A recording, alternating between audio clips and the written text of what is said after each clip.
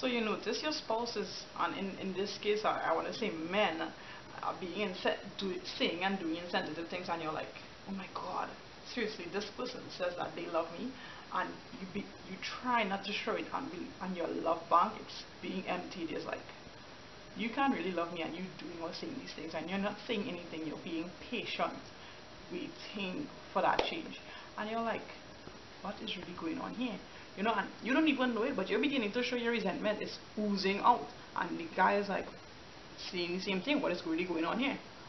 I'm sorry to say this, but the truth is, in a lot of cases, the guy really doesn't know. No, hear me out. In 2001, Harvard did a study where they discovered that different parts of the brain for the man is actually larger than the woman, and vice versa.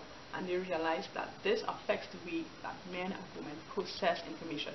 We process information differently. Psychologists add to this. They say that the way we nurture boys versus girls actually causes various synapses within our brains to deteriorate due to underutilization.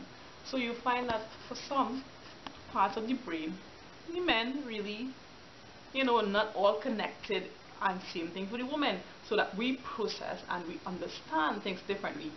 So it's not that obvious. Sorry to say, you have to say it out, spell it out, communicate effectively with words, with your mouth. Don't just leave it up to him to figure out, because this processing is not the same as yours.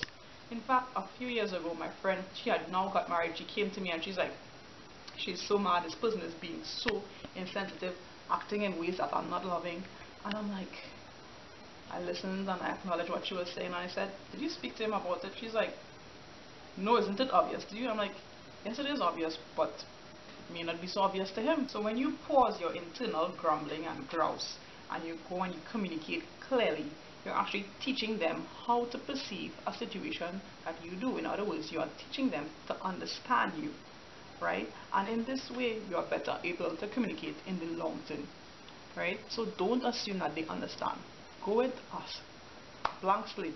They don't understand, they don't know. Let me explain how I perceive the situation, and therefore how I feel as if I'm being mistreated. It's probably best to have this conversation after you've prayed about it, though, because all that anger and resentment, they're not good factors to have a healthy communication. According to healing, healthy communication is critical to continuous companionship within marriage, right? So make sure that you're calm, you're all prayed up, right? So when you're communicating, remember, speak about the issue, how you understand it, how you feel about it. Don't name call, don't degrade each other. You want to avoid similar offenses in the future. At the end of the day, it needs brain surgery through healthy communication. All the best, doctors.